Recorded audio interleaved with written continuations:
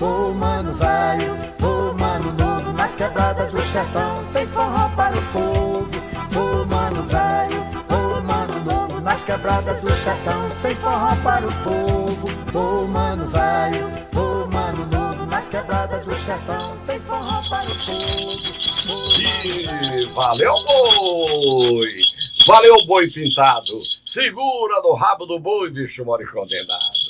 Meus amigos e minhas amigas, meus conterrâneos, minhas conterrâneas, senhoras e senhores, galera do Brasil, aqui fala o Mano Velho Amorim Filho. É por isso que eu falo que eu nasci nas catingueiras entraçadas de cipó, viajei de caminhão junto com Mané Cotó, não sou locutor modelo, mas estou aqui sem cabelo, vivendo o meu gogó, diretamente de Souza, diretamente do Vale dos Dinossauros, na gloriosa, na histórica, na inesquecível Peapá, R.A., Raíbiabá, Balanceia, Paraíba, a terra do jumento roxinho.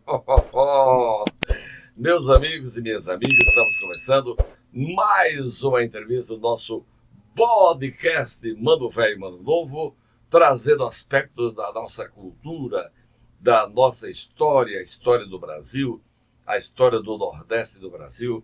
E hoje eu quero convidar todo mundo, a gente vai embarcar neste momento numa missão, numa comitiva, numa excursão ao interior do Nordeste, ao sertão nordestino, ao pé de serra, a aba da serra, a planície da serra, a fralda da serra, a cueca da serra. Pois é, naquele pé de serra, onde tradicionalmente quem nasceu lá e depois, né, migrou para outros estados do nosso querido Brasil, sempre lembro, no meu pé de serra, por isso que Luiz Gonzaga cantava, ou no meu pé de serra. É, rapaz, esse pé de serra é gostoso. Então hoje a gente vai visitar as entranhas nordestinas, né, vamos reviver as trilhas, as veredas, os caminhos, os currais, os sítios, as estradas, os aceiros, porque hoje o tema é muito envolvente, muito gostoso e que vai realmente tocar na sensibilidade de cada um daqueles que nasceram nas quebradas ou que continuam morando no Nordeste, se não é onde nasceu, é na capital, é na cidade maior, ou então está em São Paulo, está no Rio de Janeiro, está em Brasília, no Distrito Federal, está em Minas, não é? Está no Rio Grande do Sul, Santa Catarina, Paraná, nas fazendas do agronegócio, né, Tocantins, Goiás, Mato Grosso do Sul, muitos nordestinos que foram para o norte na época da borracha, né, por recomendação do padre Cícero Romão Batista de Juazeiro do Norte. Porque o tema de hoje é jumento, jotoju, menimente e otó, jumento, quer queira ou quer não, o jumento é nosso irmão. E para falar de jumento, vamos debater o jumento, nosso querido animal, né? Tem um convidado muito especial, que é outro paraibano, que eu sou de Souza, a sul de São Gonçalo, e ele é meu vizinho ali, daquela região do Alto Sertão da Paraíba, que é de Triunfo, né? Triunfo ali pertinho de Cachoeira dos Índios, já na divisa ali com o Ceará, tem Mauritio, Maria, BR-116, tem Cajazeiras, né? Sabe, todo aquele Cachoeira dos Índios, Motoreb, por aí afora. Então, com vocês, quero trazer aqui o meu conterrâneo, que é um artista, um divulgador da nossa cultura, o Seba Neto. Olá, meu amigo Seba Neto, como é que vai? Seja bem-vindo. Obrigado, tudo bem, mano? Tudo bem, muito bom estar aqui contigo. Uma satisfação, viu? É uma alegria muito grande. Uma alegria muito grande, sabe? Então, já pensou, dois paraibanos juntos, rapaz, sai de baixo, viu? Pois é. Dois paraibanos e Matuto, beiradeiro do pé de serra, lá de longe. Nós estamos aí a mais de 400 quilômetros de João Pessoa, né? Por exemplo, Souza está a 440 quilômetros de João Pessoa. Triunfo já fica quase 500 quilômetros de Souza. É quase isso. É longe, é longe. chão, na verdade. Tanto é que, assim, no passado o pessoal vinha para cá de pau de arara, Isso. Depois começaram a vir de ônibus, Isso. E mais recentemente de avião. De asadura. De asadura. Para pegar a asadura é mais perto ir, por exemplo, para Juazeiro do Norte, Sim, do Ceará, do que para João Pessoa. Até para Campina Grande e Patos, né? Porque, por exemplo, de Cajazeiras até Juazeiro do Norte vai dar 160 quilômetros, né? ali de Itu deve dar pelo menos aí uns 120 quilômetros, 130 quilômetros. Mas para Juazeiro. Sim. Agora, se for para Campina Grande, já dá quase 300 quilômetros, 400. Depois, para chegar em João Pessoa. Fica mais Então, por complicado, isso que o aeroporto de Juazeiro do Norte, ele é de fundamental importância, porque aquele aeroporto, ele serve, né, aos conterrâneos de um raio aproximado de 300 quilômetros.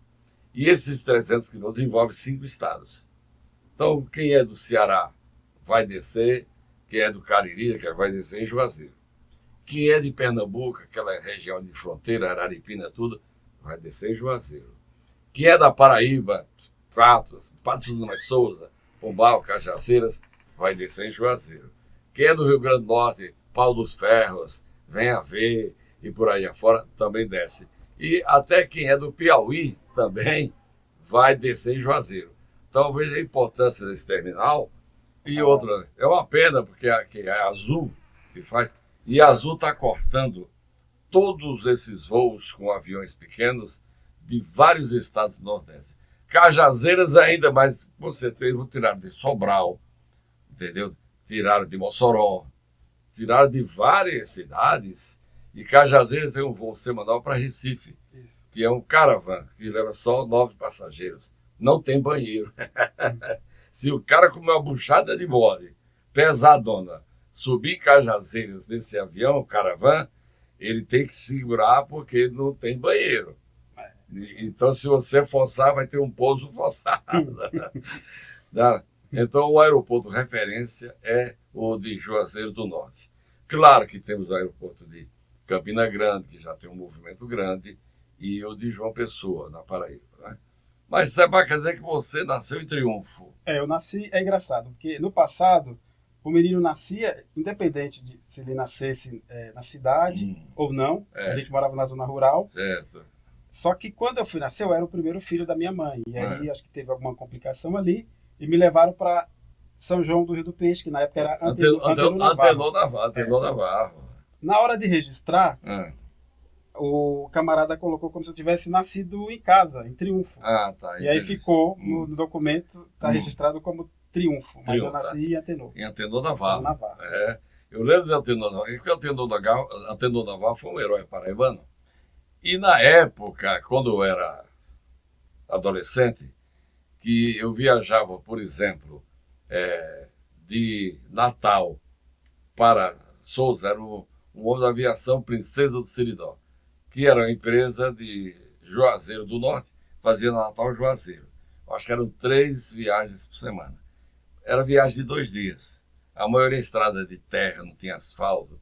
O único trecho de asfalto era de Natal até Santa Cruz. Acho que talvez 90 quilômetros. O resto era estrada de terra. Imagina, então chegava à tarde, saía 9 da manhã de Natal, chegava às 5 da tarde, 4 da tarde em Caicó, dormia lá. Só seguia a viagem no dia seguinte, saía às 5 da manhã e eu chegava em São Gonçalo, era 3 horas da tarde. E ainda seguia, o bicho ainda seguia para Juazeiro. Puxado. Era longe. E uma vez esse ano fez um desvio para Antenor Navarro. E na época tinha um cara lá, valentão, lá da região, que o cara se vestia de Zorro. Era um pistoleiro temido demais na região. Ele botava um casaco negro, com 2 revólveres. O cara, até a polícia temia esse cara. Esse cara, eu lembro de ter essa história, né?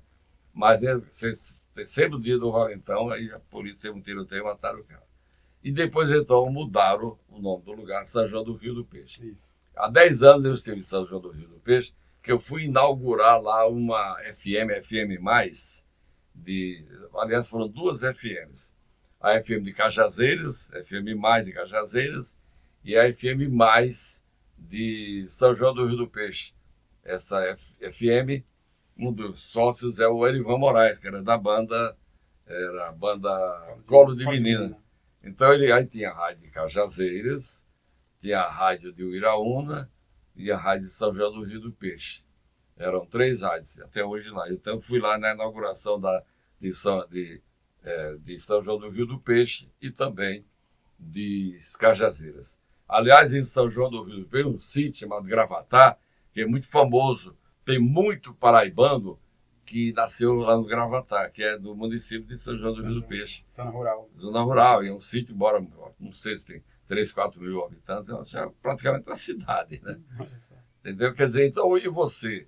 Você foi criado na roça? Eu fui criado num sítio. É engraçado que o sítio ele fazia divisa com o Ceará.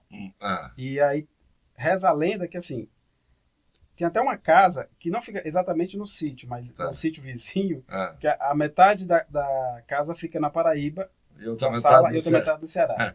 E aí o pessoal brinca até que na época do Lampião, que andava, ele respeitava o Padre Cícero. Então ele não ia pro lado do Ceará. É verdade. E aí o pessoal falava assim, lá vem o Lampião, tava na sala, corria todo mundo pra cozinha. Porque aqui ele não ataca, aqui é não Ceará. ataca, é seguro. Ceará, né? E essa casa tá lá até hoje. Tá lá até hoje. Que bacana, que legal. Me diga, e a família era grande? A família era grande. A família do meu avô, dos meus dois avós, tanto materno quanto paterno. O materno, eles viajaram da região de Alagoas, foram para o Alto Sertão Paraibano e lá ficaram, na região ali do Ceará, vizinho. E meu pai, a minha família é da região de Cajazeiras, de Pombal. E aí eles receberam essa proposta de trabalhar nas terras, numa fazenda dos Galdino, dos Pires. E aí eles foram para essa divisa, né? A fazenda ela se localizava exatamente município do Umari, Ceará, vizinho a Triunfo. Certo. Só que tinha nessa fazenda uma parte de terra que compreendia o sítio que eu morava. Oficialmente era conhecido como Sítio Costa. Olha só o tamanho do sítio, só tinha duas casas. A casa do meu pai. Sítio Costa. E a casa do meu avô. Duas casinhas de taipas, né? E a família do meu avô era família de, se eu não me engano, era 9 irmãos. Era uma família grande. E é uma família assim de pessoal que gostava de música. Eu lembro que até hoje tem meu tio que toca sanfona, o filho dele também. Tinha sanfoneiro, pé de bode e sanfona. Isso. Tem algum repentista também na família? Repentista na família, eu acho que é meu sogro. É o teu sogro, meu sogro, né? E tocador de outros instrumentos, o cantor? O meu primo hoje, ele... Atualmente não, mas ele já chegou a tocar em bandas, assim. Ele acho que toca instrumento de assopro, de metal. Assim. O metal, a metaleira. Metaleira, E aí hoje ele está trabalhando lá numa empresa, mas não é ligado à música. A música, entendi. E então você, naquela labuta da lavoura, da terra, com os irmãos, com seu pai e primos e tudo, a família foi desenvolvendo-se no sítio. A gente morou lá nesse sítio, que era conhecido como Sítio Costa oficialmente, mas oficialmente era Sítio Costa, mas era conhecido como Os Badés. Os Badés? Os Badés. Família dos Badés. Dos Badés. Né? É lá nos Badés, porque a família do meu pai era conhecida como os Badés, porém com o sobrenome de Eugênio. Engraçado isso, Eugênio de Souza. E a gente que morava lá já chamava como Paraíba. Por quê? Porque tinha... essa divisa, né? O sítio ficava exatamente de uma cerca que você ia para o Ceará. E eu lembro que quando era criança ali, todo dia bem cedo, a gente pegava um jumentinho com umas ancoretas, ia com meu pai, ou com meu avô, com minha avó, com minha mãe, a gente ia para o Ceará, para a fazenda, buscar água, que o açude ficava na parte maior da fazenda. Entendi. E ficava no Ceará. Todo dia fazia esse ritual de buscar água. Quantos jumentos eram? Olha, eu lembro assim que não tinha muito, acho que era um jumento que fazia. Era só um jumento, processo, né? O jumento botava ali 4 ancoretas, às vezes 6 ancoretas, né? Pegava água pro meu avô e ir lá para casa do meu pai. Eu sempre conto, né, que foi através quem me contou isso foi o padre Antônio Vieira, do Ceará, lá de Várzea Alegre, né? Ele que escreveu a maior obra, que é o Jumento Nosso Irmão. E ele falou assim, rapaz, teve um jumento chamado Bolero. O Bolero foi o jumento mais inteligente do Nordeste, né?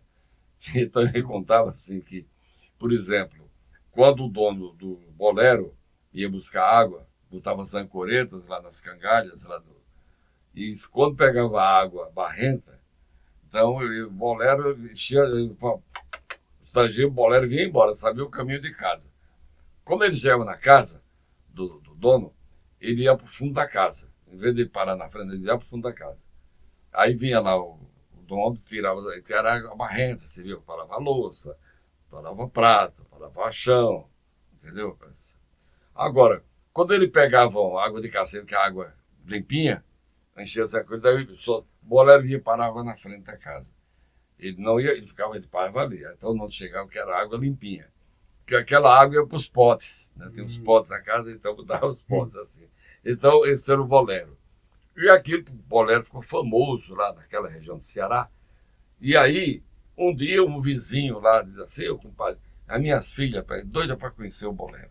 Ah, traga a menina. Então o cara trouxe 6 filhas, tinha 6 filhas, aquela escadinha de filhos. Né? Tudo mocinho assim. Aí o dono do bolero, o bolero ficou na frente da casa, tinha assim um resto de uma obra, tinha uma placa de cimento, e o bolero ficou ali, um pé. E aí o camarada chegou com a mulher e as 6 filhas. Entraram na sala lá do cidadão. Assim. É verdade que seu jumento é inteligente, é assim, quer ver? Bolero, 2 mais 2, quanto é? 2 mais 2. Aí o bolero batia com a pata naquela placa de cimento 4 vezes. Pá, pá, pá, pá. 2 mais 2, 4. Muito bem. Bolero, e 2 vezes 2, quanto dá? Bolero, pá, pá, pá, 4 vezes. 2 vezes 2, 4. Muito bem. Bolero, 5 vezes 2, quanto dá bolero? Pá, pá, batia 10 vezes. Rapaz, a menina, nossa, que jumento inteligente, sabe assim? Aí o pai dança assim, pergunta para ele aqui, quantas moças tem aqui? Aí o dono perguntou. Bolero, quantas moças tem aqui? Eram 6. Aí o bolero bateu. Pá, pá, pá, pá. Só bateu 5. Aí o dono, não, ele bateu, ele errou. São 5, 6, mas ele bateu 5. Peraí, vou fazer a pergunta, ele não entendeu direito. Bolero, quantas moças tem aqui? Bolero bateu 5 vezes. Assim.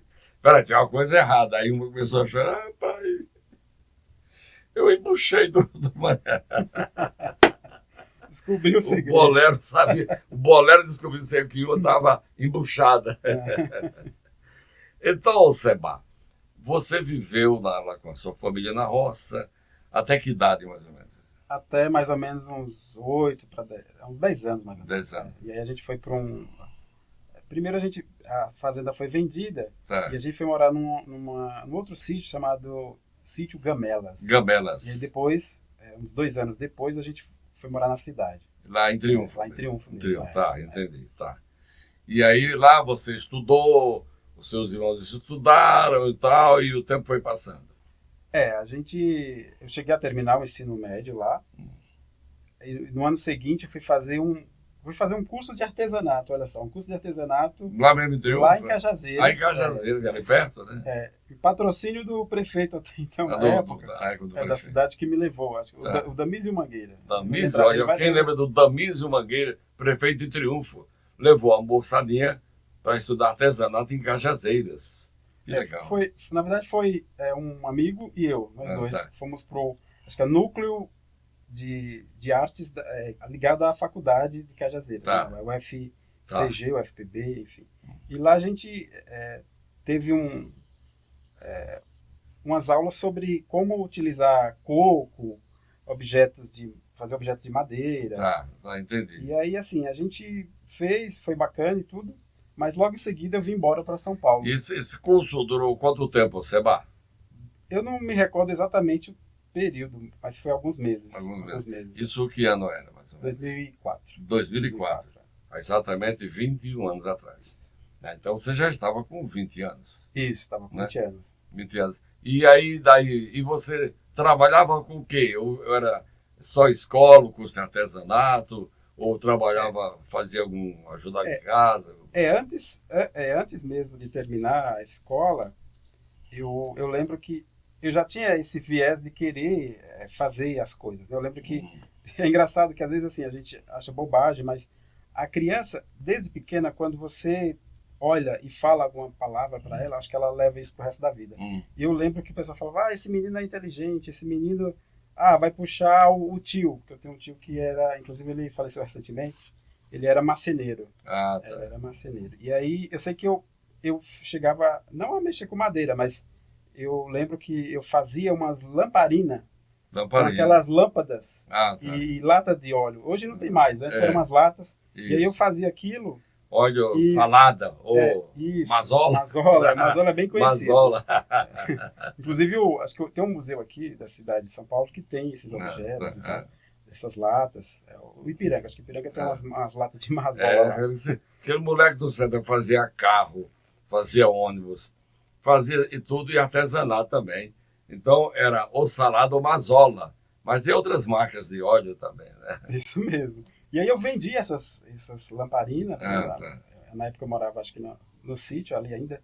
E o pessoal ainda usava bastante, assim. Lamparina, claro. Lamparina. Até hoje usa. E sei lá, e ajudava em casa com essas lamparinas. Vendia e eu lembro que, acho que nesse mesmo período também eu cheguei a...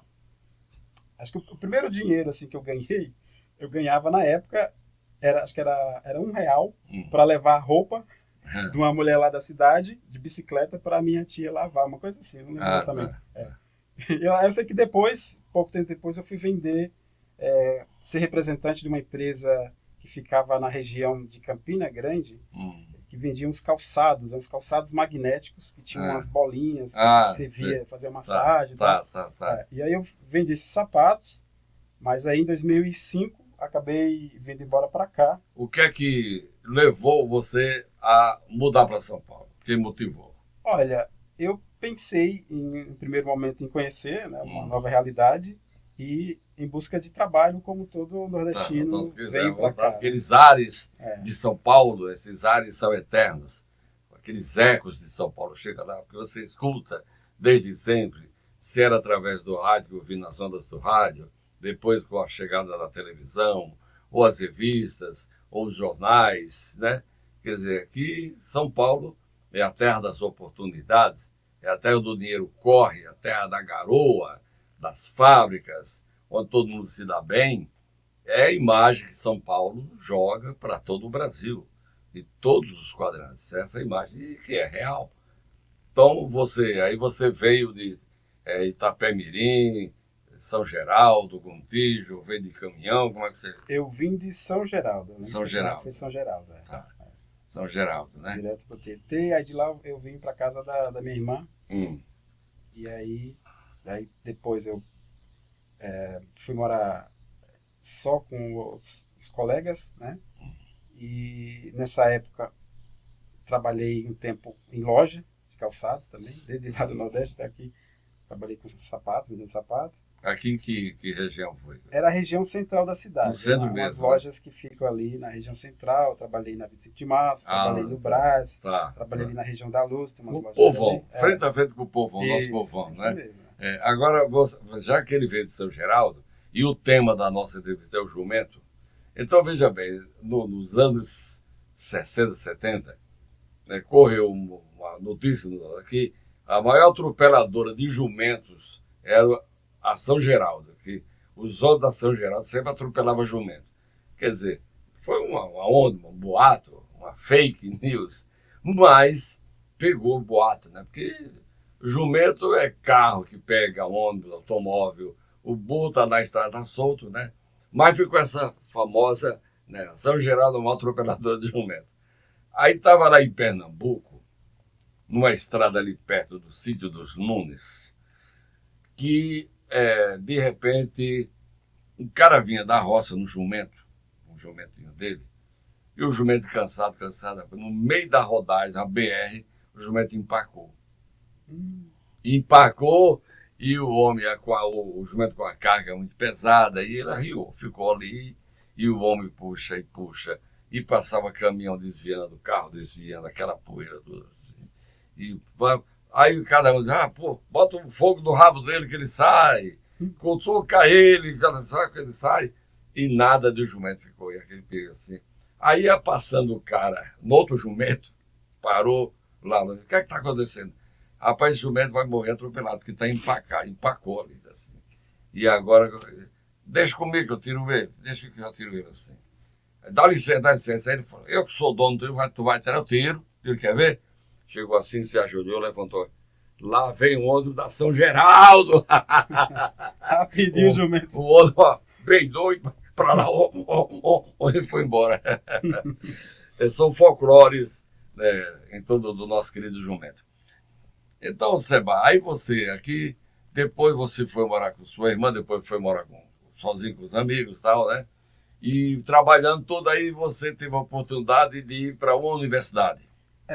Primeiro, eu cheguei eu lembro, voltando um pouco, ainda lá no Nordeste, eu cheguei a fazer um curso de fotografia por correspondência. Lá não tinha escola. Não, era correspondência. Na época tinha muito, um bem famoso, que era o Instituto Brasileiro. Instituto Universal Brasileiro. Universal Brasileiro. Só que Isso. eu fiz em outro, que se chamava Instituto Padre Reus, que era lá do sul do país. Tá.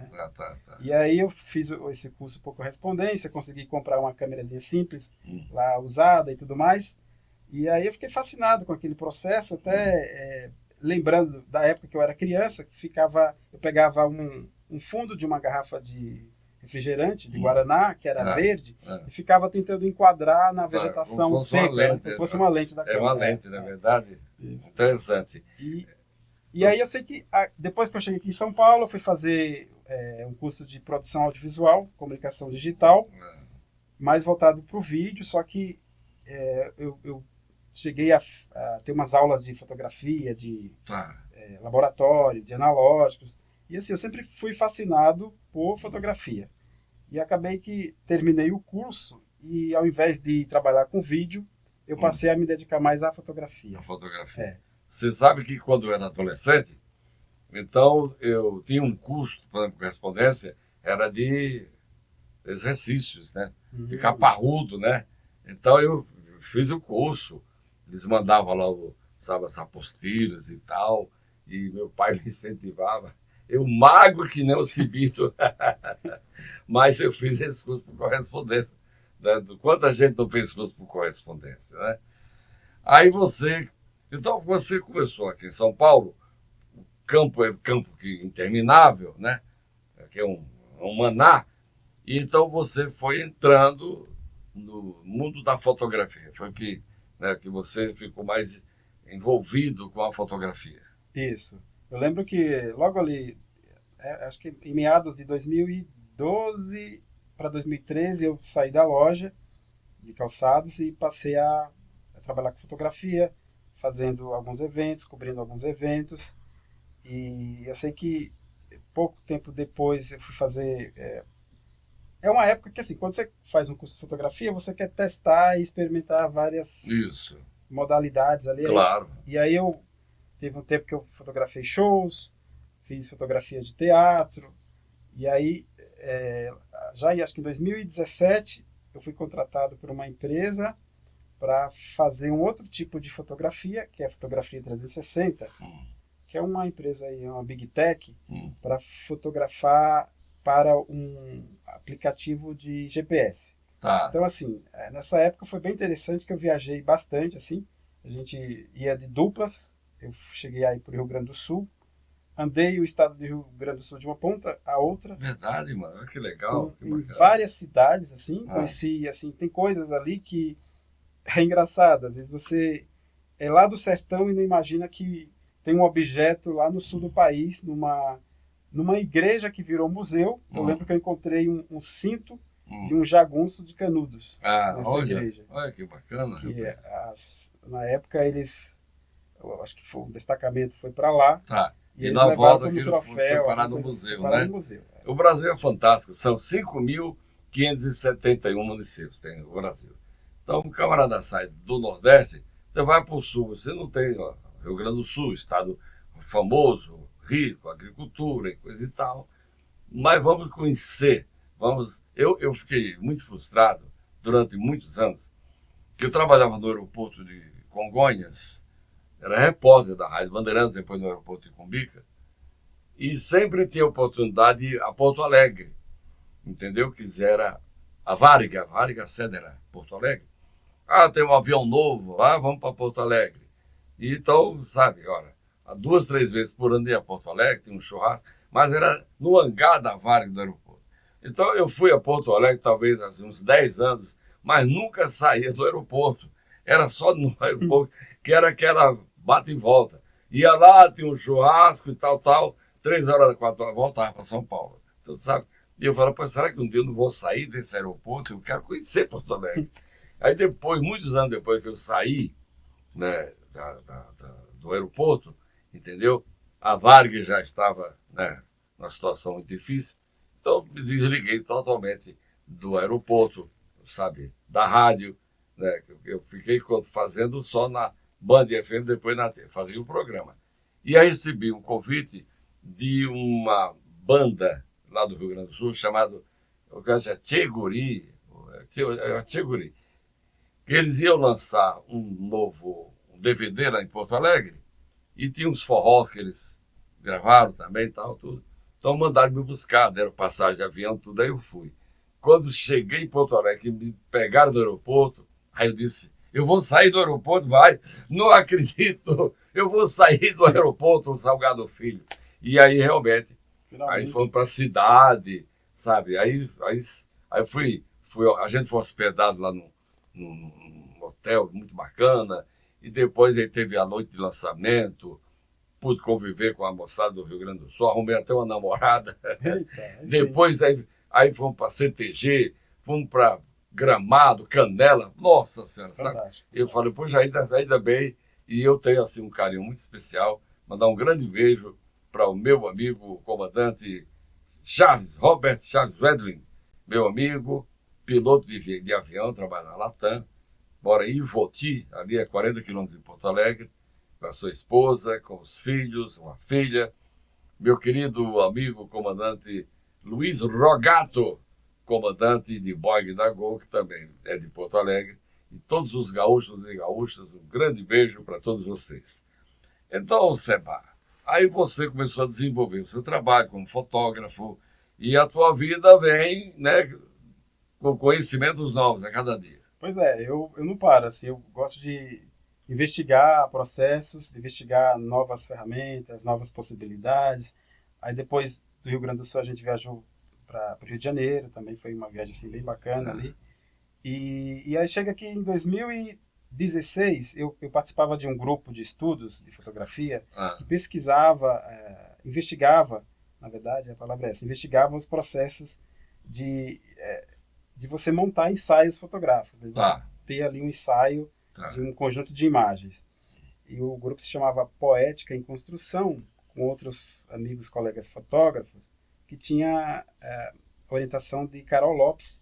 Ela é uma integrante de um coletivo famoso de fotografia de São Paulo, né, que expuseram em vários lugares. Enfim. E aí, naquela época, eu lembro que minha esposa estava na Unicamp, ela estava fazendo um mestrado em educação. E aí ela falou assim, por que você não tenta, de repente, fazer um mestrado também lá, né? Ou, de repente, dar uma sondada e ver se é isso que você realmente quer, né? Investigar mais a fundo a questão da imagem.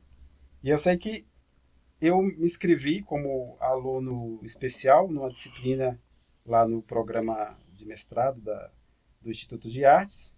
E fui ter aula com a professora Luíse Weiss, né? Que é uma referência assim, na gravura, no ensino. E aí eu cheguei para ter aula no ateliê da Unicamp, do Instituto de Artes, e comecei a ver os colegas trabalhando com gravuras, né, com várias técnicas, assim, e eu fiquei fascinado por aquilo. Eu lembro que uns 2 anos antes, acho que em 2014, na época do casamento, eu resolvi que o convite de casamento teria uma xilogravura. Que bacana, mano, que legal. E aí eu sei que eu entrei em contato conheci no Facebook o neto de J. Borges, lá lá de Bezerra, de Pernambuco. E aí é o Silvio Borges, né? Se ele estiver ouvindo, um abraço para o Silvio. E aí eu sei que naquela época ele me mandou uma matriz assim bem bonita, que ele... Falei, Silvio, eu preciso que você represente a Vanessa, minha noiva, e eu, no cenário do sertão, com uma Kombi, que a gente se conheceu numa Kombi, numa dessas viagens de férias, que eu fui para lá, né, saí de férias da loja de sapatos, que eu vende sapato, conheci ela, e aí ele fez essa xilogravura, e eu mandei um texto relatando a história, e ele fez um cordel, acho que eu até trouxe aqui. Ele fez, que bacana. Ele adaptou o texto para a versão de cordel. Seba e Vanessa, olha aqui, 4 de janeiro de 2015. Isso mesmo. Silvio Borges. Silvio Borges. E aqui, Olha que bacana. essa foi a xilogravura que ele fez. Né? Ah, tá Aí vendo ele aqui? mandou, Ó. ele mandou a O convite, a de casa- matriz. o convite de casamento foi essa xilogravura aqui. O convite, assim, eu que montei. Como eu tenho uma Tá. habilidade manual, eu montei Ah, o convite Tá, e essa imagem ilustrou uma tá. das faces do Olha aqui, convite. gente. Tá? Então aqui, ó, aqui, por cada Kombi. Então a Kombi foi quando você conheceu a Vanessa, foi uma excursão, uma viagem? É assim, a cidade que a Vanessa estudava é Cajazeiras, né? Lá Tá, na E Paraíba. aí eu tava de férias, saí de Triunfo, fui resolver alguma coisa em Cajazeiras e Ah. peguei a Kombi de Inácio, que era A uma Kombi, por figuraça. favor. Kombi do Inácio. Do Inácio da Kombi. Ele era um cara fantástico, assim. Ah, E aí, na volta para casa, a gente se cruzou nessa, né, se trombou nessa Kombi nessa Kombi. e começamos a conversar. Tá. E é engraçado que passa-se um tempo, depois eu não vi mais ela, Ah, e aí vim embora para São Paulo e passa-se alguns dias, ela me liga. E engraçado que eu não tinha deixado o meu contato com ela. mas Ela pegou com o meu irmão tá o vendo aí? número. Bateu uma saudade. E né? aí a gente começou a se falar, né? Nessa brincadeira a gente ficou acho que 5 anos, só telefone. Dá um telefone. Até ela né? terminar a faculdade, e aí viajei pra lá, a gente se casou e veio embora. Que E aí bacana. virou a história no cordel que a gente Pois é, distribuiu que- para os convidados. Olha aqui, o que o Silvio fez aqui, esse cordel, justamente aqui, Seba e Vanessa, 4 de janeiro de 2015, autor Silvio Borges. Cada cordel que escrevo é para mim uma criação. Agradeço por me confiar, vou fazer de coração, peço a Deus que me ajude segurando a minha mão. Tudo na vida tem hora, oportuna e lugar. Foi assim que, sem querer, Vanessa encontrou Seba. E depois de muitas barreiras, resolveram se casar. Olha que bacana. No início da faculdade, na base da adaptação, Vanessa, em seus planos, projetos e aspiração, foi obrigada a incluir assuntos do coração. Diante da necessidade de ficar em Cajazeiras, conheceu um jovem rapaz que lhe atingiu de primeira, simpático e atencioso, foi a recíproca verdadeira. E aqui vai a narrativa do casal que se apaixonou e foram para o enlace matrimonial, e a Kombi foi realmente, né, o cupido para eles. Isso é essa obra aqui desse artista. Então vocês estão casados já há quanto tempo aí? Já há 10 anos, 10 né? anos, 10 anos. 2000, a gente casou, Na Paraíba. Lá na Caxias. Paraíba. a gente casou no civil um mês antes, em dezembro. Tá. Aí o pai dela falou assim, ó, casado mesmo, só depois de passar na igreja. Aí, Não é janeiro, duro, né? aí em janeiro a gente se casou. Lá em Casou, Cajazeiras. a gente casamos num sítio, lá do sítio dos pais dela, né? Ah, Numa capelinha lá. lá, como é o nome do cinema, o nome do sítio lá dos pais dela? Lá, É ela é do sítio do Mari, Ceará, região rural, né? Ah, tá. O sítio Calabaço, só que a gente casou num sítio que é praticamente o mesmo sítio, só que tem outro nome. Tá. É o sítio Cajazeirinhas. É famoso, Cajazeira é famoso. E aí eu sei que a gente teve uma satisfação muito grande, né? Inclusive se eles chegar a ver esse vídeo, o Paulo Kawazoe e a Lucília Kawazawa são 2 amigos fotógrafos Tá. que viajaram daqui de São Paulo Ah, só para ir lá e fotografar. fotografar. Que bacana, que presente de aniversário. Presente de casamento, na verdade. E desses 10 anos tem filhos? Tem uma filha. Uma filha? Ana Letícia fez agora 7 anos, Ah, de que 2 bacana, de fevereiro. Letícia. Nome lindo, que bacana, que legal. Ela nasceu aqui, ela é Nasceu paulistana, aqui, né? paulistana. E então você se envolveu com fotografia, com vídeo, com xilogravura. Quer dizer, então a sua vida hoje é nas artes culturais, né, mano? É isso mesmo. Eu sei que desde lá, desde 2016, eu não parei mais de pesquisar, Tá. de investigar os processos da gravura. E mais recentemente estou voltando para o vídeo, estou fazendo um vídeo também para o YouTube. Oh, que bacana, que legal, né? E- Que certo. E aí eu trouxe aqui, né, algumas imagens dos trabalhos que eu venho fazendo, Ah, que acho que foi depois que eu fiz essa disciplina, um ano depois, eu estava ali na São João. Avenida São João. Certo, tá. E aí eu me deparei lá numa loja que vendia livros usados, né? Tá. Me deparei com um livro. Ah. Esse livro aqui, ó. O Padre do Jumento. Gente, olha aqui, o Padre do Jumento. O Padre do Jumento. Aqui, de autoria aqui. Olha aqui a caricatura de Mano Velho e Mano Novo.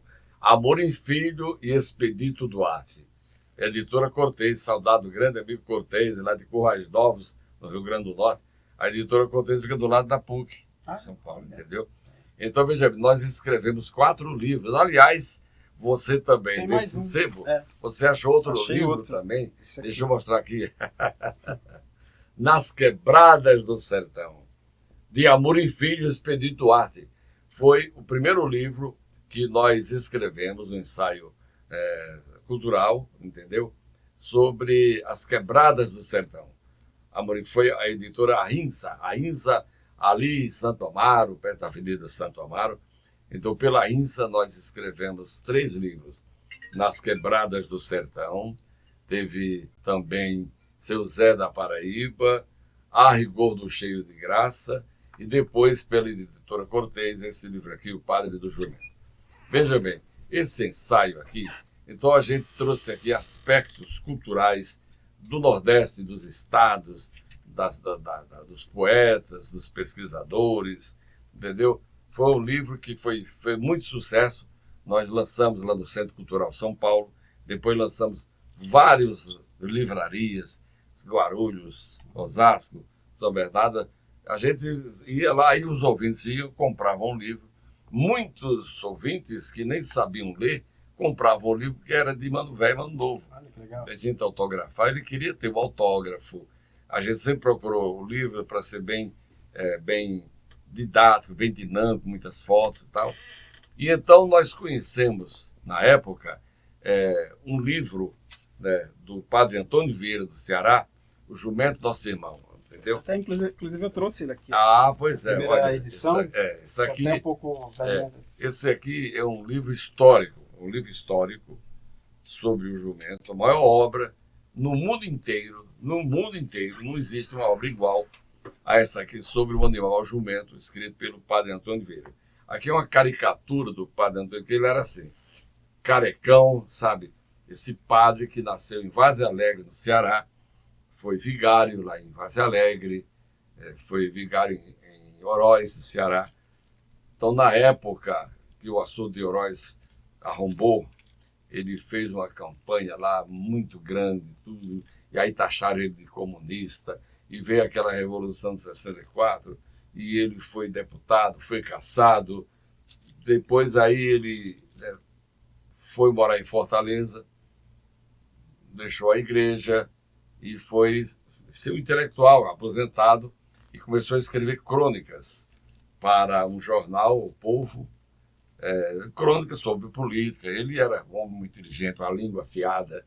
Ele era um intelectual dos homens mais inteligentes do Brasil. Ele fazia a gramática do absurdo. Olha, fantástica a obra do padre Antônio Vieira.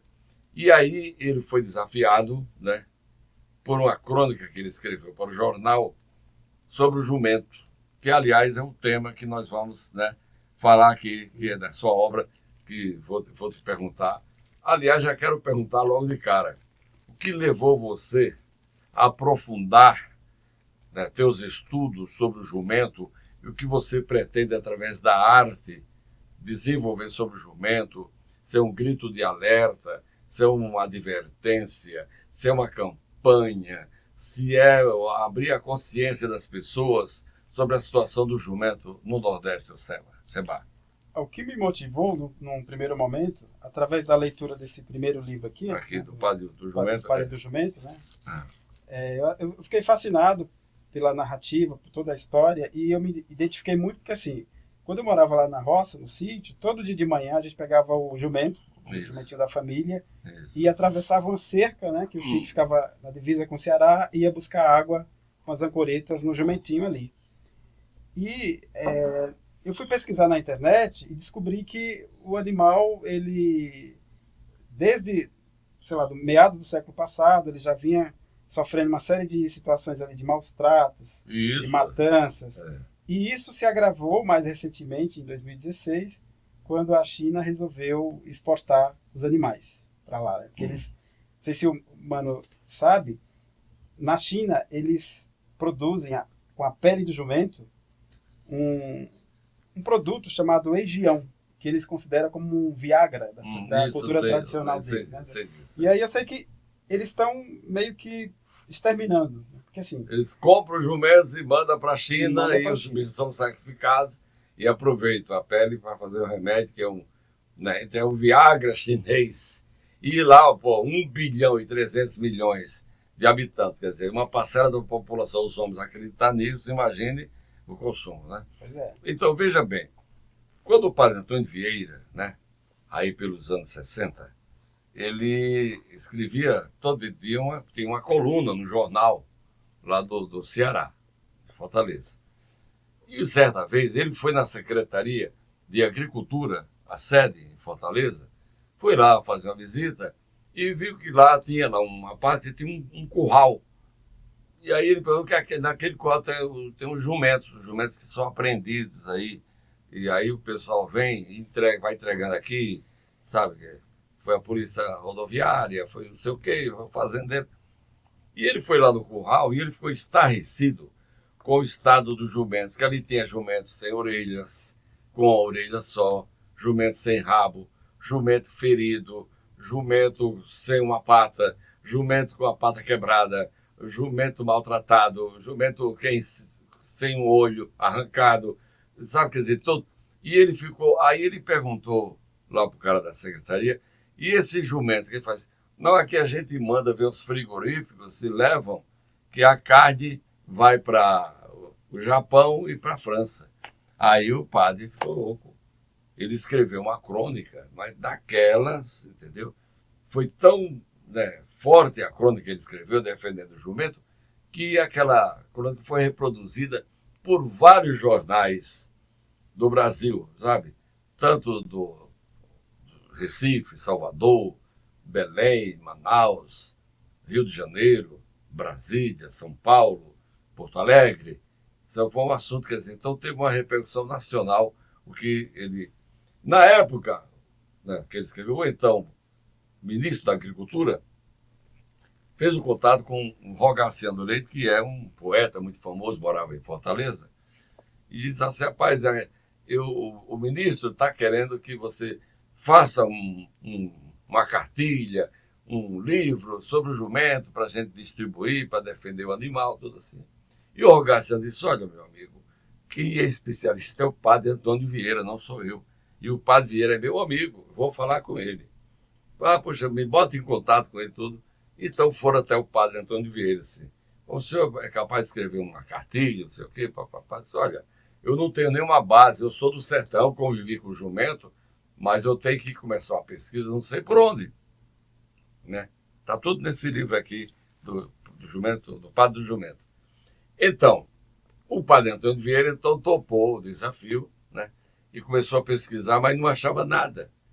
Então ele chegou a escrever mais 600 cartas para tudo quanto foi lugar, para os Estados Unidos, para a Itália, para Portugal, para São Paulo, para Brasília, para o Rio de Janeiro, tudo. Mas ele recebeu 30 respostas. Até um amigo dele, que era locutor da BBC, um brasileiro, disse assim, olha, não tem nada aqui. Ele disse, como é que eu vou? Eu quero fazer uma obra bonita, com base. E aí ele viu que não teve resposta positiva, então ele foi na Bíblia, olha, a Bíblia Sagrada. Ele pegou a Bíblia e começou a rebuscar, e pesquisar, e buscar, e então ele achou o princípio da pesquisa dele. Não, interessante, continuando a tua palavra, que aqui no livro, eu lembro que ele fala que ele encontrou uma coleção, uma enciclopédia gigantesca, e que cada volume, acho que era mais ou menos uns 10 volumes, e cada volume tinha cerca de 1.600 páginas, e era em latim, olha só, era em latim. E o padre foi ler aquele material, aí se debruçou e viu que era fantástico, era uma enciclopédia sobre a Bíblia e que tratava do jumento. Do jumento, né? Entendeu? Quer dizer, então, aí o padre, aí lançou esse livro aqui. Né? O Jumento, Nosso Irmão. Padre Antônio Vieira. Livraria Freitas Bastos. Plástico, deixa ele no plástico, porque ele está bem, quase desmanchando a folha, né? Que está velhinho. Então tá aqui. Então veja bem. Então esse livro, olha, um livro que ele lançou, rapaz, eu não sei que ano foi, vou ver que ano foi que ele lançou aqui. Aqui, tá aqui. Esse foi um livro autografado em 80, mas foi bem antes. Os anos Esse livro 60, foi, né? Anos 60, exatamente, os anos 60. Veja bem. E aí o padre ganhou gosto pela repercussão do livro, pelo sucesso do livro, lançado pela livraria Freitas Bastos. Então ele ficou tão entusiasmado que ele continuou os estudos.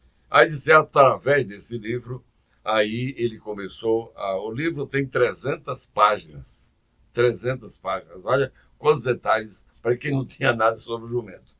Resultado, ele resolveu, continuou escreveu a segunda edição com 4 volumes, as que você tem 4 volumes, e antes dele morrer, ele ainda ampliou, ele fez aí a outra edição com 8 volumes sobre o jumento. Olha só, infindável sobre o animal. Por quê?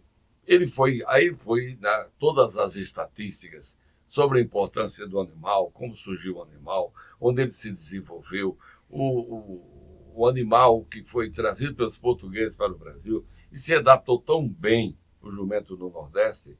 Tanto é verdade que depois chegaram para Dom Pedro II, assim, Dom Pedro II, assessor, staff, é um negócio complicado. O assessor, meu prezado imperador Dom Pedro II, o jumento não resolve o problema do Nordeste.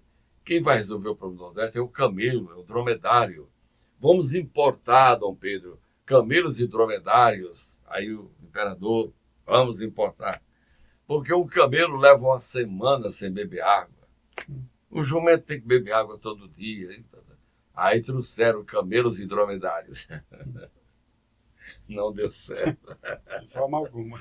De forma alguma. Foi um jumento. Porque o jumento foi utilizado por séculos, entendeu?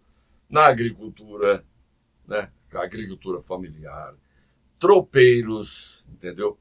Aqueles tropeiros que iam buscar, por exemplo, longe, sacos de farinha, sacos de macaxeira, os caçoás, entendeu? Lenha, né? Ia pegar lenha dos cambitos lá, dos jumentos, sabe? Então o jumento era utilizado em obras, construção de pontes, estradas, prédios. Quem carregava, por exemplo, no açude de São Gonçalo, onde eu nasci na Paraíba, né, o projeto do presidente Epitácio Pessoa foi contratado uma empresa americana. Os americanos vieram em 1920, né, 1919. Então, os americanos vieram, ficaram um ano montando um acampamento para fazer um açude. E era talvez um acampamento mais bem montado do Brasil, que tinha ruas, casas bem feitas, tinha telefone, tinha telégrafo, tinha poste, tinha condução, sabe? Muitos funcionários ingleses, engenheiros, auxiliares e tudo, e o povo lá para trabalhar. Então, quando começou, as obras foram durante mais ou menos 2 anos. Aí mudou, Epitácio Pessoa saiu, entrou Ranieri Mazzilli, que era mineiro. E o Ranieri, não sei se não gostava, mandou parar todas as obras de açudes e o São Gonçalo parou. Que era para ser inaugurado talvez em 2025, 1925 ou 1926. Ele demorou 10 anos depois, foi Getúlio Vargas que soltou e foi inaugurar, mais antes para soltar o dinheiro. E aí o jumento foi utilizado numa obra, então você tinha uma tropa de 100 jumentos. Então o jumento já vinha no ciclo. Eles tinham tipo umas caixas para carregar terra, e o fundo, tinha um fundo que era a porta, sabe? Tinha uma corda, destravava, dava aquele jumento, eles iam levando terra, e aí tinha o cara que guiava, e a fila não parava, era só soltando de lá, enchia, sabe? Porque ficava muito tempo. Então o jumento foi usado para isso, entendeu? Durante muitas décadas. O que acontece, né, de uns tempos para cá, talvez de 30 anos para cá, é que o jumento começou a ser substituído, entendeu? Quer dizer, aquela importância que o jumento tinha, ela, devido às mudanças que vem acontecendo no sertão, então surgiu a moto, né? A moto, sabe? Que a moto faz muito trabalho que do jeito o cara tem uma moto, bota uma garupa, e é rápida, entendeu? Quer dizer, sabe? Então não tem que dar pasta, não tem que... A moto vai, botou combustível e vai embora. Então o jumento foi perdendo, né, essa importância. Então quem tinha 4, 5 jumentos, quer dizer, fazer o quê? E aqueles jumentos ficam soltos, e aí vem o perigo nas estradas, o abandono, e aí vem os frigoríficos, entendeu? De vez em quando entra uma liminar e proíbe, fecha o frigorífico. Na Bahia tem um famoso, aí o cara recorre e volta a funcionar. Então, como o país é um país que não leva nada a sério, então o jumento, ele continua nesse estado de abandono. Teve um tempo no Rio Grande do Norte, teve lá um camarada que disse assim, a gente podia fazer o jumento igual faz com o gado. A gente podia vender a carne a carne, quer dizer, a gente vai, como você cria uma novilha, um novilho, e ele vira boi, aí mata, e o jumento nesse mesmo processo. Ele tentou, mas não deu certo. Olha só. Entendeu? Não dá certo. Eu acho que eu ouvi falar também do queijo. Porque o queijo acho que é o queijo mais valorizado no mundo. Sim. É o pule, o queijo do jumento. Porque dá leite de jumenta. Jumenta. Que é um leite muito forte. Só que é muito difícil de fazer porque a quantidade do leite é muito pouco. É pouco, exatamente. Por isso que acho que fica tão caro o queijo. Também é o queijo mais caro do mundo. Caro do mundo. Então agora, recentemente, Seba e amigo aqui do canal Mano Vai Mandovo, um deputado do Ceará está apresentando um projeto de lei que reza o seguinte, que todo o transporte de jumento, de burro, de asinino de uma forma geral, tem que passar, se está no ABR, pela fiscalização da Polícia Federal. Então, o nobre policial federal ou a Secretaria da Fazenda do Estado, para aquele caminhão, para uma fiscalização, o motorista tem que mostrar a nota, tem que mostrar o certificado de sanitário dos animais, entendeu? Para evitar justamente esse transporte ilegal. Não, porque a gente pegou o jumento porque está catando, porque causa muito acidente. Tem muito jumento nas estradas nordestinas e tem acidente todo dia. Está abandonado, entendeu? Imagine, isso aí é uma preocupação desse deputado, para ver se dá. Agora, não apareceu ninguém agora com a solução de governo, tem que ser uma solução de governo, envolve prefeitura, Estado e Brasília. Sim. Né? Porque é uma legislação federal, mas vai englobar estados e municípios, para dar uma solução à questão dos jumentos. Porque tem muitos fazendeiros até que dão assistência, botam os jumentos, mas vem muito jumento e dá muita despesa. E se o jumento não produz, e se ele vai arcar com esse prejuízo, então veja só que situação. Isso me lembra muito no folclore, que o camarada lá em Juazeiro do Norte, ele carregava muito bode e cabra no caminhão dele, mas não tinha nota fiscal, não tinha nada. O camarada, ele passava lá, tinha a corrente da polícia lá, deixava passar tudo assim. Aí teve um aperto lá da Secretaria da Fazenda, e chegaram para a Polícia Rodoviária e disseram assim, olha, vocês têm que fazer uma fiscalização desses caminhões que passam aqui, bode e cabra, assim. E tinha lá um caminhoneiro que todo sábado ele levava, mas eu lotava o caminhão dele e disse assim. Aí diz assim, olha, cuidado que a Polícia Rodoviária vai parar que a fiscalização está danada de grande. Aí ele diz, o que é que ele fez? Ele encheu o caminhão dele de bode, cabrito e cabra, comprou uma lona, botou uma lona igual de um pau de arara, cobriu aquilo, entendeu? E para cada cabelo ele comprou um chapéu de couro, encomendou, e cada animal daquele com o chapéu dele botou chapéu de couro. Cabra, bode, cabrito, marrã. E aí lá vem o cara. O cara vem, quando chega ali, né, ali pertinho ali de Pena Forte, aí Parreira para assim. Aí o cara chega assim. Documento, pois não, assim. A carga. Estou levando o Romero do Padre Cícero. Romero do Padre Cícero. Romero assim. Pode olhar, pode ver assim. Aí o policial rodoviário subiu aqui no caminhão, levantou a lona e viu aquele monte de chapéu de couro assim. Chega assim. O senhor pode seguir, mas falando agora com você. Ô povinho feio. Tudo de chapéu. Seba, então o que você pretende fazer? Qual é o seu plano em defesa do jumento, através da arte? Olha, eu espero que o meu trabalho ele chegue no maior número de pessoas possíveis, que consiga enxergar e chegue, sei lá, na mão de alguma autoridade que se sensibilize, né, com a situação atual do jumento. Porque assim, hoje a gente tem a Frente Nacional em Defesa dos Jumentos, que é um órgão que congrega várias instituições e movimentos em prol dos animais, e eles estão, como o próprio Mano acabou de falar, tentando frear o abate desses animais. Isso. Mas a liminar cai, aí eles retomam, tentam fazer ações de mobilização, para conscientizar a população, mas parece que assim, existe uma galera aí que consegue... Mais consciente. Que consegue derrubar as liminares e continuam os abates. Sim, aí exatamente. Esse é o grande problema.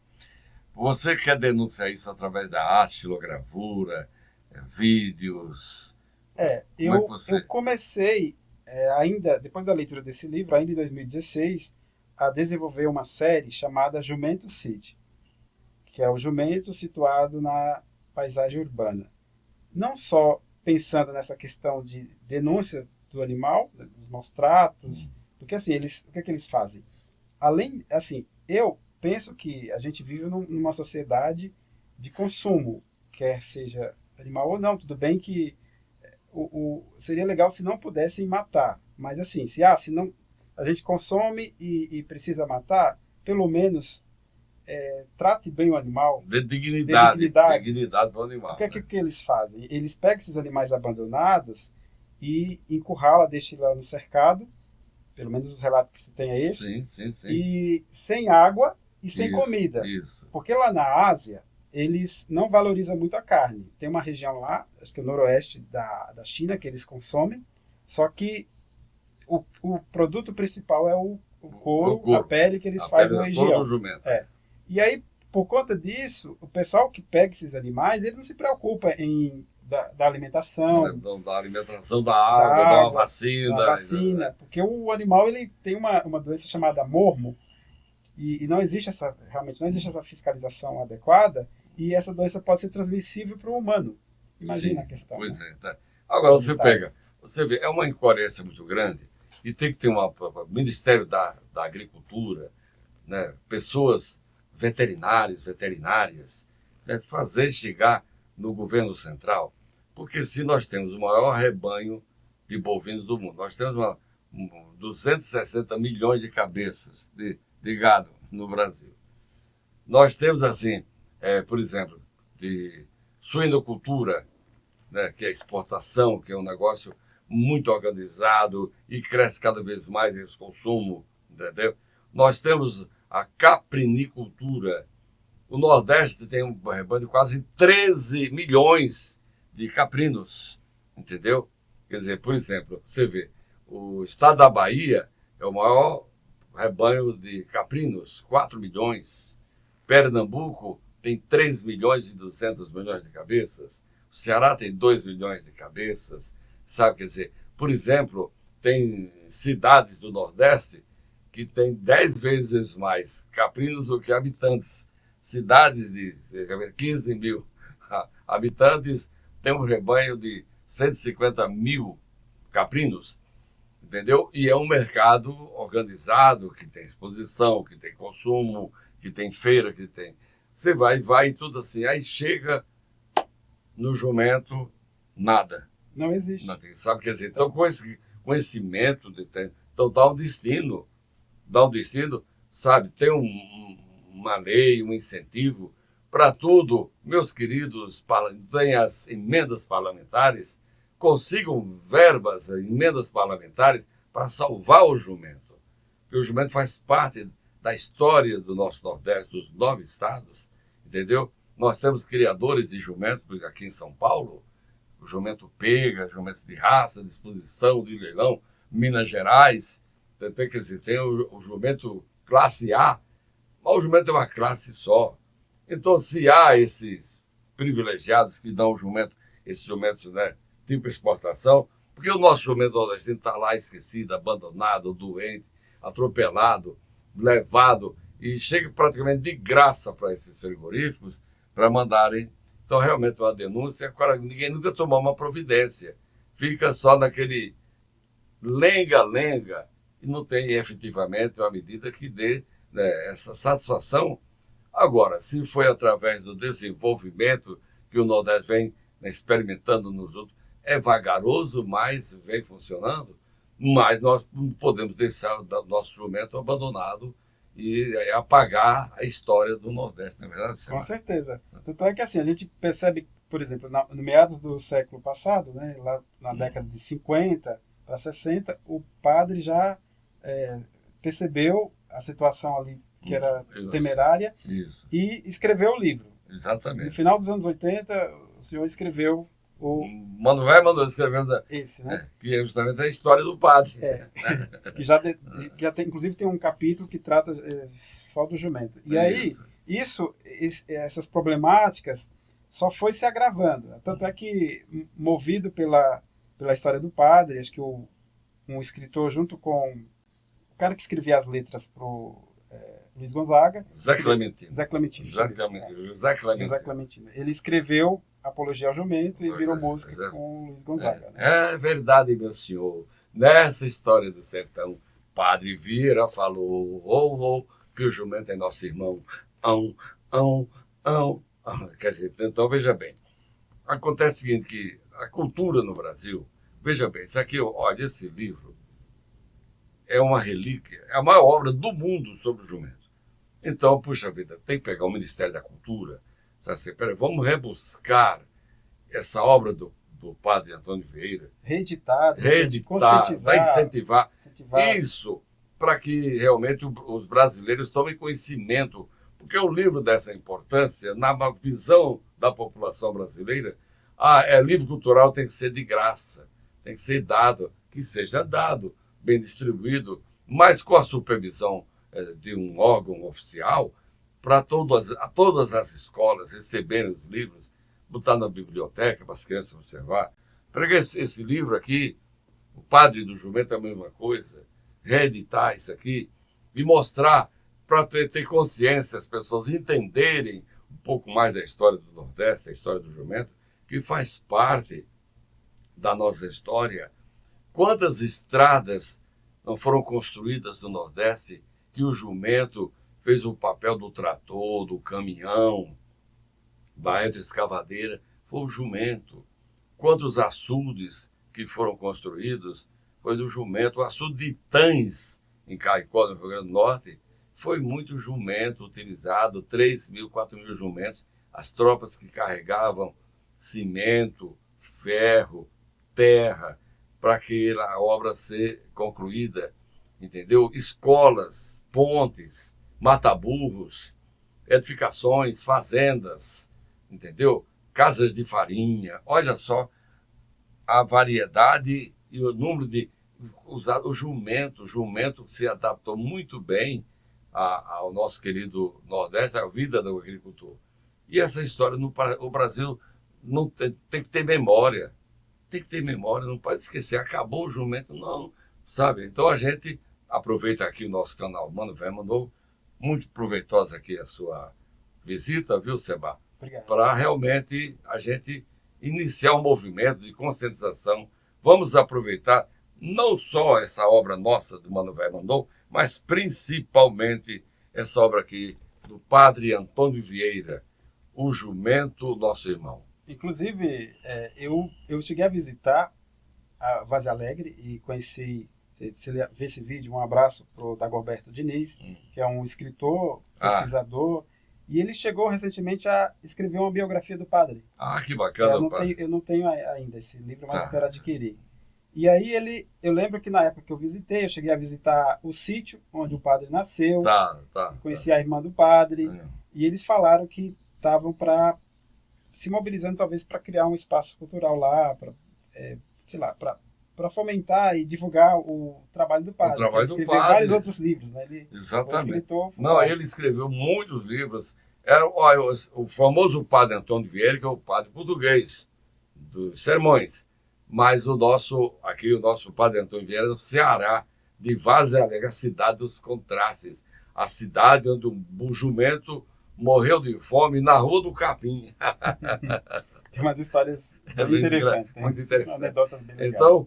Então, olha, bacana essa. Aliás, você tem uma xilogravura que eu queria que você mostrasse aqui. Você mostrar. Então, essa xilogravura foi Ah. a primeira que eu fiz, né? Depois Tá. de ler esse livro. Tá, E aí, a série... Depois eu fiz uma série de gravuras tá. que se chama Jumento City, onde eu situo o jumento na paisagem urbana. Tá. Nesse caso aqui, a gente tem o MASP, o Museu de Arte de São Paulo, Na que inclusive Avenida Paulista, na Avenida né? Paulista, que inclusive Certo. foi fundado por um outro paraibano, Lá, né, o pois é, Assis Assis Chateaubriand. Chateaubriand.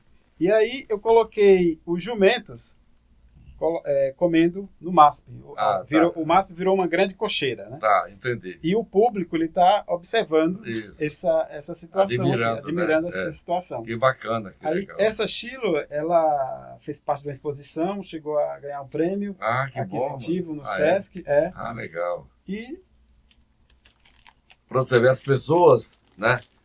A cultura, ela não tem fronteiras, ela não tem limite. É a criatividade. Porque, às vezes, né, uma criança vendo uma xilogravura dessa, ela vai fotografar, né? E, de repente, perguntar o porquê. Mamãe, por que esses animais estão comendo no MASP? Mãe, eles estão comendo pedras ou capim? Entendeu? Quer dizer, dali você vai incentivar uma criança, de repente, através da curiosidade dele. Né? E outra, mano, porque assim, às vezes a gente tem muito aquela ideia de que o jumento é um animal que não é sábio. E isso, eu penso assim, que se remete às pessoas mais simples, às pessoas mais humildes, que na maioria das suas lidas diárias, na maioria dos dias, dos anos, não consegue ter acesso à cultura, não consegue visitar um espaço como o MASP, por exemplo. Isso, exatamente. E aí, o que é que eu trouxe? Eu trouxe também essa, né, como se fosse uma metáfora. Exatamente. Pra É um dizer- grito de alerta. Para dizer que, assim, que as pessoas simples também, assim como o animal, são inteligentes. Claro, Né, e evidentemente. conseguem né? se alimentar de cultura. De E o acesso, né? jumento é inteligente. Tanto é que tem uma prosa do Luiz Gonzaga em cima do jumento do nosso irmão, que aí, porque a música do Zé Clementino, ela é uma música de curtinha, o jumento do nosso irmão. E o Luiz Gonzaga, com a sua capacidade matuta lá do Exu, ele, nos seus shows, ele desenvolveu uma prosa do jumento do nosso irmão. Aí ele faz uma prosa, e aí tem um público que faz uma claque, dá risada, São aplaude. mais de 5 minutos. Né? Mas ele desenvolve a história, ele foi um porta-voz do sertanejo, do que é o jumento na lida diária, numa família, né, de antigamente que tinha 4, 5 jumentos, que iam buscar pasto longe. O jumento podia estar, sei lá, 6 quilômetros ou mais, lá os meninos pegando pasto para trazer para o curralzinho. Depois terminava a carga já pronta, eles amarravam aquele capim na cangalha, nos cambitos, e a roçadeira guardava em cima, e ele só tangiam. O jumento sabia o caminho de casa, não precisava nem os meninos acompanhar, eles vinham. À medida que se aproximando da casa lá do dono, mas é que ele vinha depressa. Quando eles chegavam, aí eles já iam para o curral, e eles começavam a relinchar, como avisando que chegaram. Olha que coisa interessante.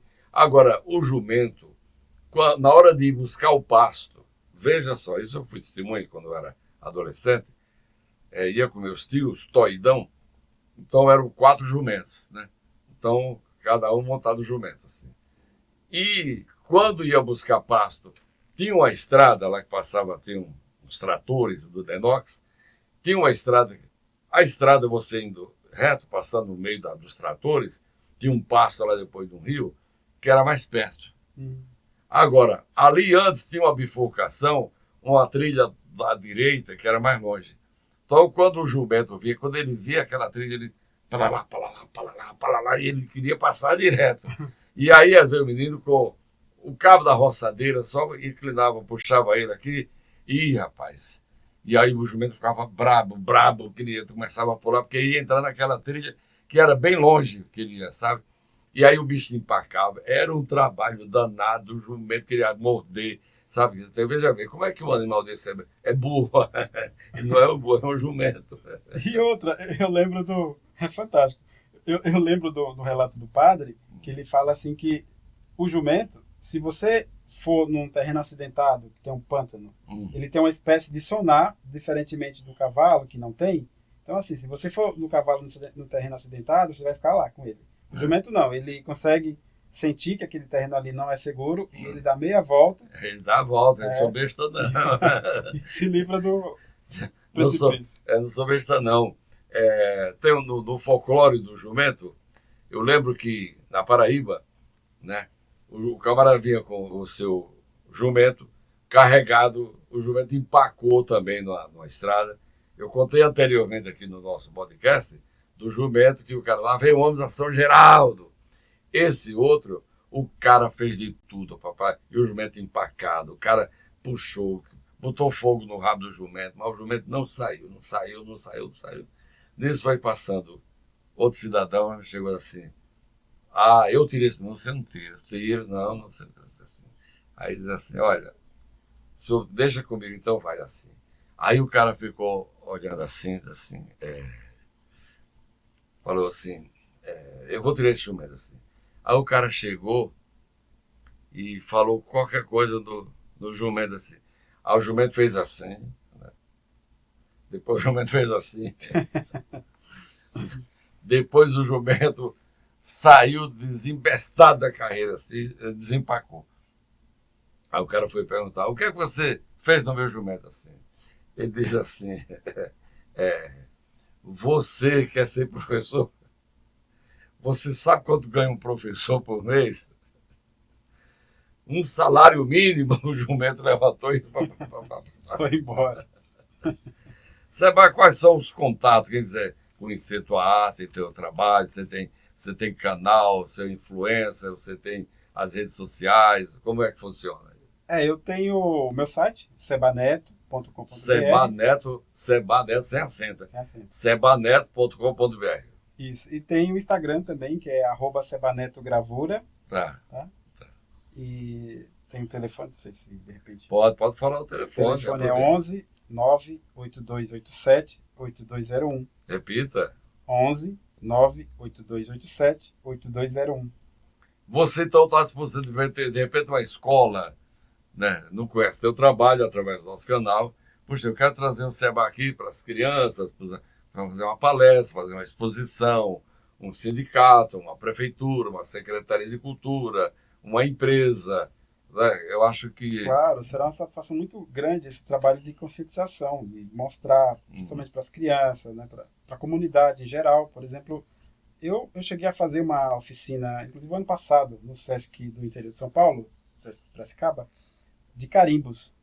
Para crianças. E elas carimbavam, levavam os carimbos e elas faziam. Ah, que bacana. Essa xilogravura, explica que é essa xilogravura. Essa aqui é uma outra gravura da série Jumento City, que assim, essa série de gravuras, o que eu pensei?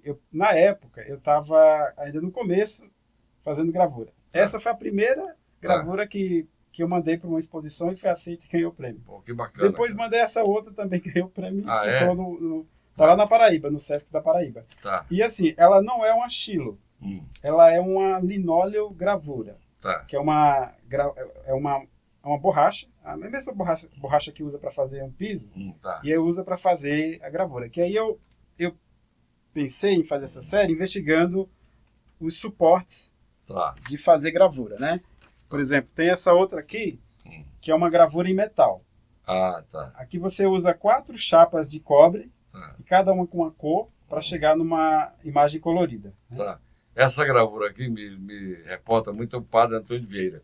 Eu fui visitar o padre Antônio Vieira em Fortaleza, fui na casa dele, onde ele morava, né? E lá ele me recebeu no escritório. Cara, ele tinha sobre o birô, o birô, a mesa do escritório dele, chamava birô. Ele tem um artesanato do jumento. Rapaz, eu nunca vi coisa mais linda do mundo. Eu fiquei louco. Padre, me dê esse. Não, não dou não. Isso aqui eu ganhei no sertanejo. Não, meu filho, isso aqui... Olha, eu procurei. Nunca achei nada igual. O artesanal, um cara do sertão lá, do Cariri cearense, fez e deu para o padre. Ele tinha lá na mesa dele, tinha vários, mas essa aí era, sabe? Porque quem é sertanejo, quem nasceu nas quebradas do sertão, tem essa sensibilidade de saber o papel do jumento, né? O jumento sagrado, o jumento é um animal gregário. Por exemplo, na época lá, o jumento começou nas montanhas, lá no Oriente, nas montanhas, onde tinha muito gelo. O jumento era peludo, parecia um carneiro. Em determinados lugares, onde tinha tigres, leões, então o jumento se reuniu à noite, assim, e eles, quando tinham jumentinhos novos, eles se juntavam todos e faziam tipo um círculo, faziam uma roda. Ali no meio da roda estavam os pequeninos, os animais pequeninos, e eles ficavam todos de costas para aquela roda, todos assim. Por quê? Porque se aparecesse uma fera, um leão, um coice do jumento é pior do que uma navalha. Afiado. Casco de jumento é bicho afiado. Entendeu? Então, nem o leão besta ia querer aparecer ali, porque o coice comia. Então, o jumento já tinha esse comportamento desde aquela época dos primórdios dos tempos. Entendeu? E esses animais, até hoje, quem vai no Oriente, quem vai para várias partes do mundo, eles usam, os países pobres, usam muito jumento. Entendeu? Quer dizer, sabe? Agora, a nossa situação, muitos, quer dizer, claro, não se compara mais no passado. Você vai em determinado lugar que o cara tem jumento, mas hoje mudou muito esse conceito. Mas nós não podemos deixar o nosso animal abandonado ao Deus dará na mão dos frigoríficos para dizimar essa raça. Isso é inaceitável, né, Seba? Com certeza. Tanto é que, assim, segundo estimativas, existia cerca de quase que 1 milhão de animais, de jumentos. E hoje só resta cerca de 50 mil animais. Nossa Senhora. Na Bahia, praticamente, não tem mais. Sim, porque o frigorífico lá comeu tudo. Né? E assim, eles levam de outros estados, por exemplo. Sim, vai para lá, exatamente. Eu viajei, tem o quê? Uns 4 anos que eu viajei para Paraíba. Antes você encontrava muitos animais meio que abandonados, ou meio que nas estradas. Hoje você não vê mais. Porque antigamente a gente viajava pelo Nordeste. Então, por exemplo, meu pai viajava, meu pai era um garoto, e meu pai ia com o motorista lá do Denox, ia consertar tratores no meio do mato, nas estradas, nos açudes. Então eles faziam uma aposta para quem contava mais jumento nas estradas. Porque você via, tinha jumento de um lado e assim. Então, o lado esquerdo era do motorista, o lado direito era do meu pai, que era o carona. Então tinha assim, tinha a pontuação, entendeu? Jumenta prenha, tinha tantos pontos, entendeu? Jumento, sabe, tá lá o jumento pai, o jumentinho, tá. Jumento recém-nascido, sabe? Então tinha jumento, burro preto, jumento de lote, reprodutor. Então era uma gritaria daquele carro, que eles, quando chegavam no lugar, na cidade, aí pagavam em cerveja, mas era um esporte que muitos motoristas utilizavam e contavam jumentos nas estradas. Então, quer dizer, estão dizimando, e eu não vejo, por exemplo, tem um SOS, o Cerrado, o Jalapão, em Goiás, está na UTI pelo desmatamento que o agronegócio chegou, e não tem história de cerrado, biodiversidade. As máquinas, quando chegam, elas chegam para derrubar tudo, para plantar soja, milho, tudo. Então, sabe, quer dizer, um país desse tamanho, Você não pode dormir do ponto. Não pode de jeito nenhum. Então, aqui a importância da visita do nosso querido Seba Neto, lá de Triunfo, na Paraíba, que veio enriquecer o canal YouTube Mano Velho Mano Novo. Satisfação. Meu querido, foi um prazer muito grande meu. receber aqui. Valeu. Valeu. A gente discorreu o assunto aqui total, na verdade. Contou a sua história, a gente botou o jumento aqui no meio, é verdade. Quer queira ou quer não, o jumento tá Simão. E que o jumento continue sendo um protagonista, mesmo que no sentido de entreter. Né? Porque lá no Nordeste, o Mano sabe que tem aquelas cidades que fazem as corridas de jegue. Corrida de jumento, cidades tradicionais, né? E aí eu tava vendo que algumas dessas corridas não tem mais. Tipo, a última edição, 2023. Aí eu fiquei pensando, peraí, será que é porque... não tem mais jumento. Não tem mais jumento. É Santana do Ipanema, lá em Alagoas, a entrada tem uma estátua do jumento. E, sabe, tem cidades tradicionais, tem a corrida de jegue. Sabe, como tem corrida de cachorro, tem corrida de porco, tem corrida de cavalo. Na verdade... Então, quer dizer, de repente o animal vai desaparecendo, porque depois você pegava a fazenda dos anos 60, então o cara tem os moradores, e muitos moradores, a fazenda era grande, então os caras iam para a Serra da Fazenda montar de jumento, jumenta, burro, muro, ou um cavalo, um pangaré, sabe? Então depois, com o tempo, aí começaram a surgir bicicletas, depois veio a moto, então... Eu alcancei fazendas que eu visitei, que tinha jumento, né? Aí depois bicicleta e a moto. Então hoje é moto. Então você vê todo moto, sabe?